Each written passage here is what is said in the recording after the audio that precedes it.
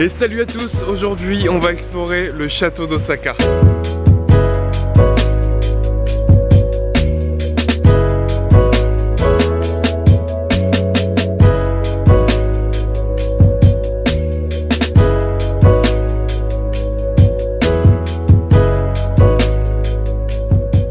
Première chose, je suis vachement surpris. Je m'attendais à trouver un monument dans un état de monument, entre guillemets encore dans son jus, tu vois. Genre un truc encore à peu près d'époque. Il n'y a rien. L'intérieur du château, tout a été réaménagé.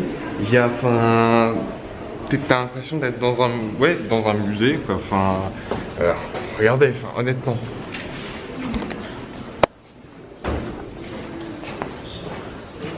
Voilà à quoi ça ressemble, l'intérieur du château, à quoi il ressemble. Bon, on va continuer la visite, mais visiblement j'aurais peut-être plus fait de rester à l'extérieur parce que là...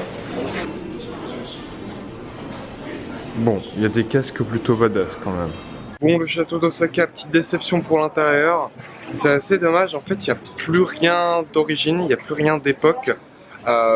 Tout a été transformé en musée et malheureusement je n'avais pas le droit de vous filmer parce que pour 3 étages du musée, là où il y a toutes les pièces intéressantes type katana, armure, etc., donc des trucs qui peuvent être plutôt sympas, et ben c'est interdit de filmer. Et il y a un mec, 2 mecs même, qui se baladent avec des pancartes avec des appareils photo barrés, donc c'était vraiment pas possible de filmer. Bon, après le château en lui-même, vu de l'extérieur, est super beau, il est vraiment magnifique.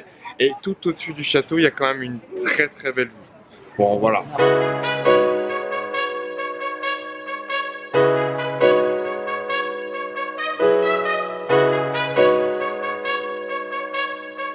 Le château d'Osaka est l'un des châteaux les plus célèbres du Japon.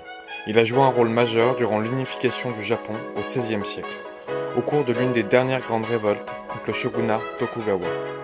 Le shogunat Tokugawa est une dynastie de shoguns qui dirigèrent le Japon de 1603 à 1867. Leur règne est plus connu sous le nom d'époque Edo, du nom de la ville qu'ils choisirent comme capitale, Edo, aujourd'hui appelée Tokyo. Leur but était de s'éloigner de Kyoto, la capitale impériale. Le château est notamment connu pour le siège d'Osaka en 1614. À cette époque, le shogunat Tokugawa craint une révolte du clan Toyotomi.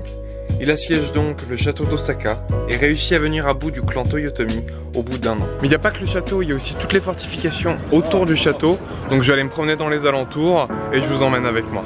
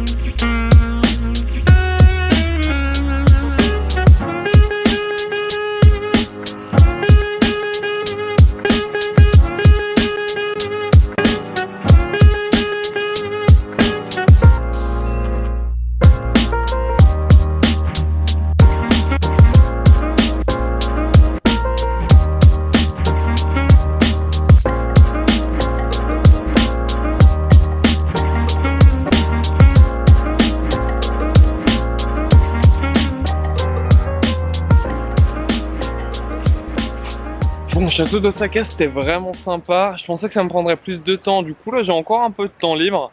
Je vais aller manger un truc parce que j'ai vraiment la dalle. Et puis après, je sais pas trop où est-ce qu'on peut aller. Je vais essayer de taxer un wifi et de trouver de l'info. On fait comme ça, c'est parti. Et on se retrouve, du coup j'ai pris un curry avec donc du porc pané, des soba il me semble, des soba en mode nouille. Et puis voilà. Bon appétit. Bon, du coup je vais vous emmener à Dotonbori. C'est probablement le quartier le plus animé et le plus incroyable d'Osaka. J'y suis allé une fois de nuit et c'était vraiment super. Je voulais vous y emmener de nuit, mais bon là je sais pas trop quoi faire, donc je suis curieux de voir comment c'est en journée. Donc on va aller là-bas, mais je vous ramènerai dans une autre vidéo à Dotonbori de nuit, parce que honnêtement ça vaut le coup. Je vais aller à Dotonbori à pied, c'est pas super loin, c'est à 2 km de où je suis actuellement. Parce qu'il faut savoir que les transports au Japon sont vraiment chers. Là, juste pour aller à Dotonbori, en soi ça m'aura coûté 240 yens, ce qui fait à peu près 2 €. Donc ça va vite dans une journée. Il suffit que tu te déplaces 4-5 fois et ça t'a vite coûté 10 balles de déplacement pour la journée. Donc faut faire attention, si possible, si c'est pas trop loin, essaye d'aller dans les autres endroits à pied. Ça y est, je suis à Dotonbori.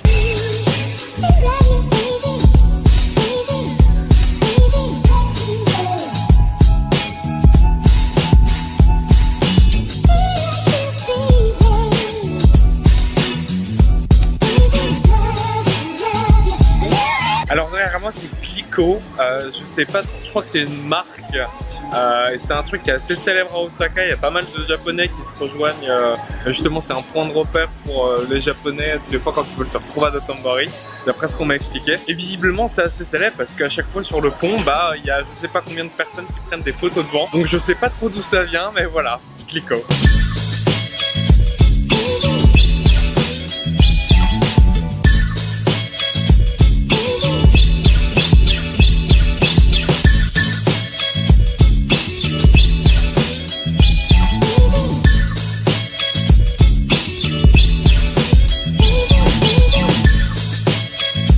Je me suis pris un melon pan troué à la glace à la vanille. J'avais jamais vu ça. Les melon pan simples, c'est déjà pas mal, mais avec de la vanille dedans, ça peut être encore mieux.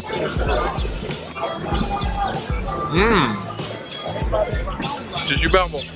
Non, franchement, c'est top. Melon pan avec de la glace à la vanille, c'est top. Je valide.